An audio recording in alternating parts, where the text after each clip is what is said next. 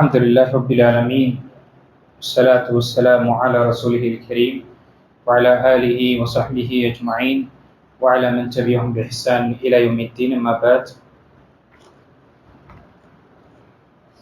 ونبي سليمان مالك بن الحويرث رضي الله عنه قال أتينا رسول الله صلى الله عليه وسلم ونحن شبابة متقاربون فقمنا عنده 20 ليلة وكان رسول الله صلى الله عليه وسلم رحيما رفيقا إلى آخر الحديث متفق عليه. وزاد البخاري في رواية له وصلوا كما رأيتموني أصلي.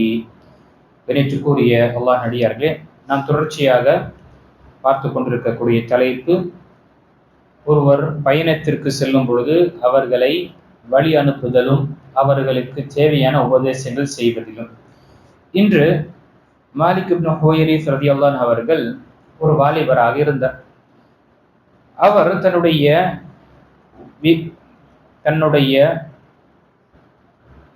ஊரை விட்டு அல்லாஹ்வுடைய தூதர் ஸல்லல்லாஹு அலைஹி வஸல்லமிடம் வந்து மார்க்க கல்வியை கற்றுக்கொள்ள வேண்டும் என்று வந்தார். அவர்களுடன் மற்ற வாலிபர்களும் இருந்தார்கள். அவர்கள் சொல்லக்கூடிய இந்த சம்பவம், நாம கிட்டத்தட்ட 20 நாட்கள் அல்லாஹ்வுடைய தூதரிடம் இருந்தோம். நபி ஸல்லல்லாஹு அலைஹி வஸல்லமை போல இரக்கமுள்ளவராகவும் மென்மையானவராகவும் நாம் யாரையும் பார்த்தது கிடையாது. அவ்வளவு நம்முடன் நல்ல முறையாக நடந்து கொண்டார்கள். பிறகு நாங்கள் குடும்பத்தாரிடம் செல்ல விரும்பும் பொழுது அந்த விருப்பத்தை நபி ஸல்லல்லாஹு அலைஹி வஸல்லம் உணர்ந்தார்கள்.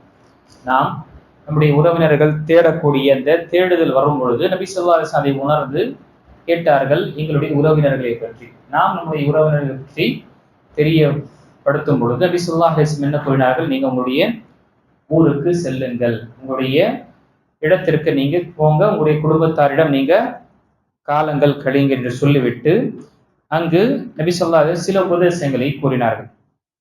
நபி ஸல்லல்லாஹு அலைஹி வஸல்லம் அவர்களுக்கு, நீங்க அவர்களிடமே தங்கி இருங்கள், இன்னென்ன நேரத்தில் தொழுகையை தொழுங்கள், இந்த நேரத்தில் இன்ன தொழுகையை தொழுங்கள், தொழுகை நேரம் வந்து விட்டால் உங்களில் ஒருவர் உங்களுக்கு பாங்கு கூறட்டும், உங்களில் பெரியவர் உங்களுக்கு இமாமத் செய்யட்டும் என்று நபி ஸல்லல்லாஹு அலைஹி வஸல்லம் கூறினார். இந்த ஹதீஸ் புகாரி மற்றும் முஸ்லிமில் வரக்கூடிய ஹதீஸ்.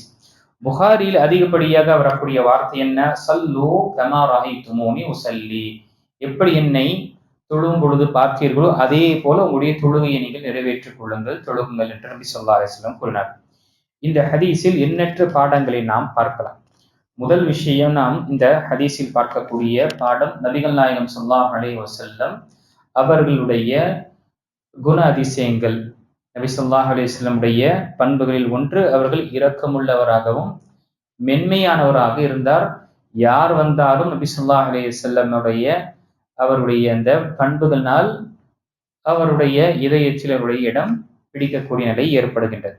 இந்த சஹாபி மாலிக் இப்னு ஹுவைரிஸ் என்ன சொல்றாங்க, நஹ்னு ஷபபத்துன் முத்தகாரிபூன், நாம் எல்லாம் ஒரே ஏஜ் தான், எல்லாமே யூத்தாக நாம் இருந்தோம். கல்வி கற்க வேண்டும் என்று நாம் பயணம் கொண்டு 20 நாட்கள் நபி ஸல்லல்லாஹு அலைஹி வஸல்லம் இருந்தோம்.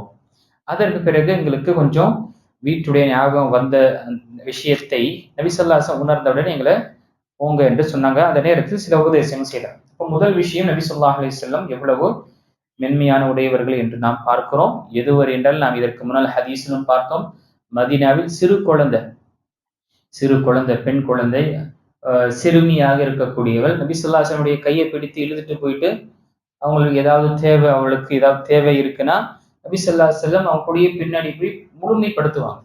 சின்ன குழந்தைங்க கூப்பிட்டுட்டு இழுத்துட்டு போவாங்க. அத மாதிரி நபி ஸல்லல்லாஹு அலைஹி வஸல்லமை சிறுமி சின்ன குழந்தைங்க என்ன செய்வாங்க, இழுத்துட்டு போகும்போது நபி ஸல்லல்லாஹு அலைஹி வஸல்லம் கூடவே போய் அவங்களுக்கு என்ன தேவையோ அதை நிறைவேற்றக்கூடியவர்களாக இருந்தார். அவ்வளவு மென்மையானவர்களாக இருந்தார்கள். இரண்டாவது பாடம் இங்கு பார்த்தது, நபி ஸல்லல்லாஹு அலைஹி இந்த ஹதீஸின் மூலமாக இங்கு நபி ஸல்லல்லாஹு அலைஹி வஸல்லம் அவர் தன்னை பற்றியே கவலைப்படக்கூடியவராக இல்லை, மாறாக மற்றவர்களை பற்றியும் கவலை சொல்லக்கூடியவர்களாக இருக்காங்க. அப்போ மனிதன் என்ன இருக்கக்கூடாது, செல்ஃபிஷாக இருக்கக்கூடாது. நான் எனக்கு போதும், வேற எவன் எப்படி கேட்டாலும் என்ற நிலை இருக்கக்கூடாது. இங்க என்ன, எப்படி நாம் இந்த விஷயத்தை அறிந்தோம், நபி ஸல்லல்லாஹு அலைஹி வஸல்லம் பார்த்தோன்னு உணர்ந்து கொண்டார். இவங்களுக்கு தேடுதல் இருக்கு, வீட்டுக்கு போகணும் என்ற அந்த தேடுதல் வந்தவுடனேயே நபி ஸல்லல்லாஹு அலைஹி வஸல்லம் உங்களுடைய வீட்டாரை பற்றி கேட்கும் பொழுது, பிறகு போக வேணும் ஆமா என்று சொல்லும் பொழுது நபி ஸல்லல்லாஹு அலைஹி வஸல்லம் அனுப்பி வைத்தார்கள். அப்போ ஒரு மனிதன் தன்னுடைய கூட இருக்கக்கூடியவருடைய நிலையையும் அவன் அறிய வேண்டும், அவங்களுடைய நல்ல விஷயத்திற்காகவும் உதவி செய்யக்கூடியதாக இருக்க வேண்டும். மூன்றாவது, இங்கு நபி ஸல்லல்லாஹு அலைஹி வஸல்லம் அவர்களுடைய தேவையை முழுமை செய்யக்கூடியவர்களாக இருந்தார்கள். அவங்களுடைய தேவை வீட்டுக்கு திரும்ப வேண்டும் என்று இருக்கும் பொழுது நபி ஸல்லல்லாஹு அலைஹி வஸல்லம் அனுப்பி வைத்தார்கள். இதுவும் என்ன ஒரு பாடமாக இருக்கின்றது. நான்காவது விஷயம், அனுப்பும் பொழுது உங்களுடைய வீட்டாருக்கு செல்லும் பொழுது என்ன செய்யுங்க, அவர்களுக்கு மார்க்க கல்வி கற்றுக் கொடுங்க என்று நபி ஸல்லல்லாஹு அலைஹி வஸல்லம் அவர்களுக்கு கற்றுத்தந்தார். இந்த விஷயத்தை நீங்க கற்றுக் கொடுங்க, அதே போல அதற்கு கட்டளையிடும் விடுங்க என்று நபி ஸல்லல்லாஹு அலைஹி வஸல்லம் அவர்களுடைய அந்த சஹாபாக்களுக்கு கூறினார்கள். இர்ஜிஉ இலா அஹ்லிக்கும் வஅல்லிமூஹும், உங்களுடைய வீட்டாரிடம் நீங்க செல்லுங்க, பிற அவர்களுக்கு நீங்க என்ன செய்யுங்க, கற்றுக் கொடுங்க. கல்வியை கற்ற அந்த கல்வியை நீங்க என்ன செய்யுங்க, கற்றுக் கொடுங்க. அப்ப நாமும் கல்வியை கற்ற அந்த கல்வி நம்முடைய வீட்டாருக்கு தெரியப்படுத்த வேண்டும். அது நாம் இங்கு தங்கி இருந்து படிக்கக்கூடியவர்களாக இருக்கட்டும், அல்லது ஒரு அமர்வில் நாம் கேட்ட விஷயமாக இருக்கட்டும், நம்முடைய வீட்டார்களுக்கு தெரியப்படுத்த வேண்டும். இரண்டாவது நபி ஸல்லல்லாஹு அலைஹி வஸல்லம் கூறினார்கள், வமுரூஹும், அவர்களுக்கு கட்டளையிடுங்க.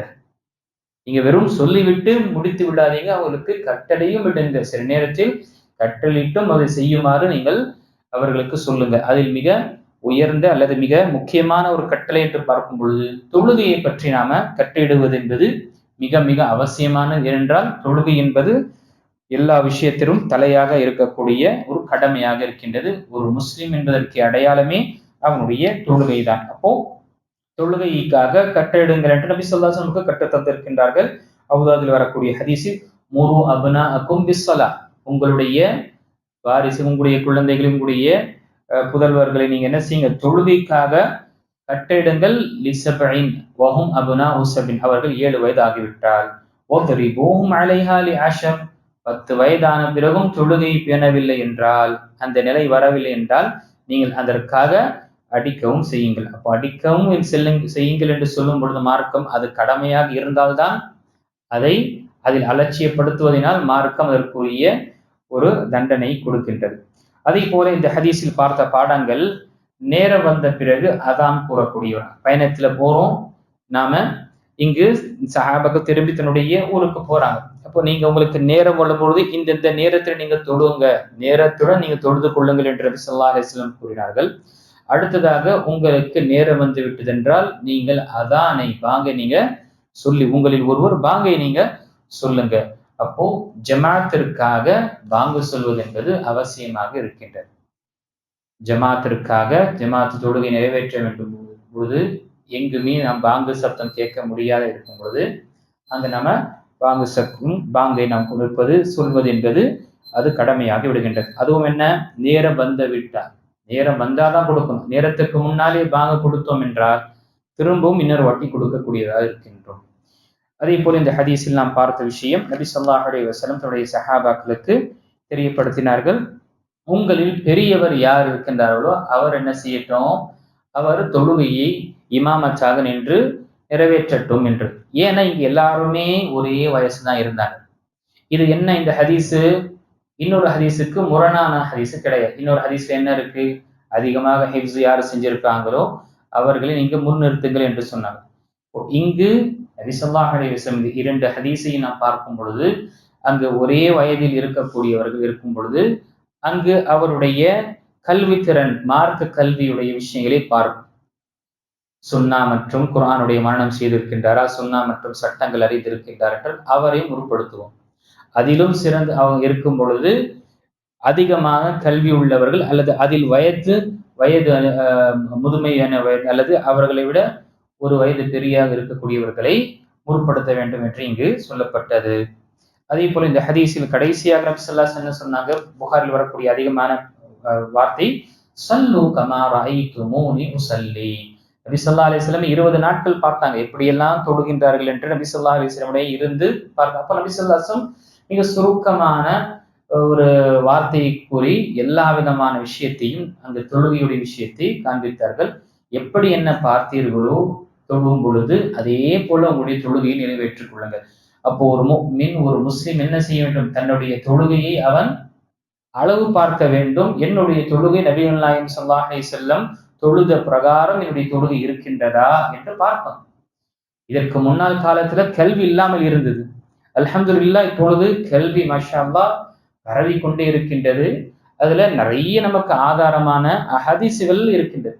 நம்ம பார்க்கிறோம், ஒவ்வொரு தொழுகை நான் தொழுகின்றேனே, இது நபி ஸல்லல்லாஹு அலைஹி வஸல்லம் காட்டி தந்த தொழுகை பிரகாரம் இருக்கின்றது. ஏனென்றால் கண்ணியத்திற்குரிய அல்லாஹ் நடிகார், நமக்கு தெரியும் ஒவ்வொரு அமலுக்கும் 2 நிபந்தனைகள் அவசியம் அல்லாஹ்விடம் அது ஏற்றுக்கொள்வதற்காக. ஒன்று இஹ்லாஸ், உள்ள தூய்மை இருக்க வேண்டும். நான் தொழுவது, நான் இபாதத் செய்வது, வணக்க வழிபாடு அனைத்தும் அல்லாஹ்வுக்காக சென்று இந்த உலகத்துடைய சில அற்பமான பலனுக்காக செய்வது கிடையாது. இரண்டாவது, நபிகள் நாயகம் ஸல்லல்லாஹு அலைஹி வஸல்லம் எப்படி செய்தார்களோ அந்த அமலையும் அந்த செயலையும் அப்படி செய்ய வேண்டும். அது தொழுகையாக இருக்கலாம், நோன்பாக இருக்கலாம், ஜக்காத்தாக இருக்கலாம், ஹஜ்ஜாக இருக்கலாம், சதக்காவாக இருக்கலாம், சத்தியத்தை அழைப்பு பணியாக இருக்கலாம். எல்லா விதமான விஷயத்திலும் நபி ஸல்லல்லாஹு அலைஹி வஸல்லம் நமக்கு ஒரு எடுத்துக்காட்டு, முன்மாதிரி. அவர்களை நாம எடுத்துக்கணும். இங்கு நபி ஸல்லல்லாஹு அலைஹி வஸல்லம் நாவாலும் சொன்னாங்க, பிராக்டிக்கலாகவும் காட்டி தந்தார்கள். அப்போ இங்கு நம்ம இது நபி ஸல்லல்லாஹு அலைஹி வஸல்லம் உடைய ஒரு சிறந்த ஒரு அம்சத்தில் தன்னுடைய மாணவர்களுக்கு நபி ஸல்லல்லாஹு அலைஹி வஸல்லம் அவர்கள் கற்றும் கொடுப்பார்கள். நாவால் அவர்கள் பாடத்தை நடத்தவும் செய்வார்கள். அதே போல பிராக்டிக்கலாக செயல்முறையில் நபி ஸல்லல்லாஹு அலைஹி வஸல்லம் செய்தும் காண்பாங்க. அப்போ அங்கு சஹாபாக்கள் ஒவ்வொரு விஷயத்தையும் பதிவு செய்திருக்கின்றனர். இப்படி இல்லை ஒரு 100 வருஷத்துக்கு பிறகுதான் ஹதீசுகள் பதிவானது என்று கிடையாது. சுப்ஹானல்லாஹ், ஒவ்வொரு நேரத்திலும் அங்கு சிலர் மரணம் செய்யக்கூடியவராக இருந்தார், சிலர் பதிவு செய்யக்கூடியவராக இருந்தார்கள். அம்ர் இப்னு ஆஸ் ரலியல்லாஹு அன்ஹு பற்றி அபூ ஹுரைரா ரலியல்லாஹு அன்ஹு சொல்றாங்க, நான் தான் அதிகமாக ஹதீஸை மரணம் செய்யக்கூடியவனாக இருந்தேன். ஆனால் அப்துல்லா பின் அமர் என்ன செய்வாரு? அவர் எழுதுவார், நான் எழுத மாட்டேன். அவர் எழுதுவார், அப்போ நபி ஸல்லல்லாஹு அலைஹி வஸல்லம் காலத்திலே என்ன ஹதீஸுகள் எழுதக்கூடிய அந்த அந்த செயல் அந்த பணி அல்ஹம்துலில்லாஹ் இருந்து கொண்டுதான் இருந்தது. ஆக இந்த இந்த ஹதீஸின் மூலமாக எண்ணற்ற விஷயங்களை பார்த்தோம்.